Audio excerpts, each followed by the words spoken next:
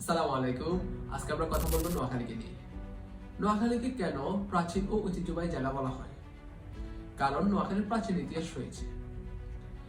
ত্রয়োদশ শতাব্দীর শুরুর দিকে অর্থাৎ 1203 খ্রিস্টাব্দে নোয়াখালী ছিল ত্রিপুরা রাজ্যের অন্তর্ভুক্ত এবং এই নোয়াখালী মানুষের প্রতিকূল পরিবেশে টিকে থাকার প্রবণতা এত বেশি যে সেটি জানতে হলে আমাদেরকে ইতিহাস থেকে জানতে হবে।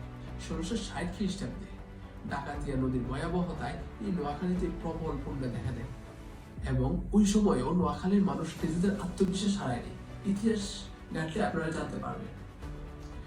এরপরে যারাই এই নোয়াখালীতে এসেছে তারাই নোয়াখালীর প্রেমে পড়ে গেছে এবং তারা নিজেদের মতো করে নোয়াখালীর নামকরণ করেছে। যেমন ইস্ট ইন্ডিয়া কোম্পানি 1772 খ্রিস্টাব্দে আসে নোয়াখালীকে শাসন করতে। তারা নোয়াখালীতে এসে নোয়াখালীর মানুষের আতিথেয়তা দেখে এই অঞ্চলের প্রেমে পড়ে যায় এবং তারা এই অঞ্চলের নামকরণ করে কলিন্দা। তারা এই অঞ্চলটিকে কলিন্দা নামে জেলা করার জন্য চিহ্নিত করে রাখে।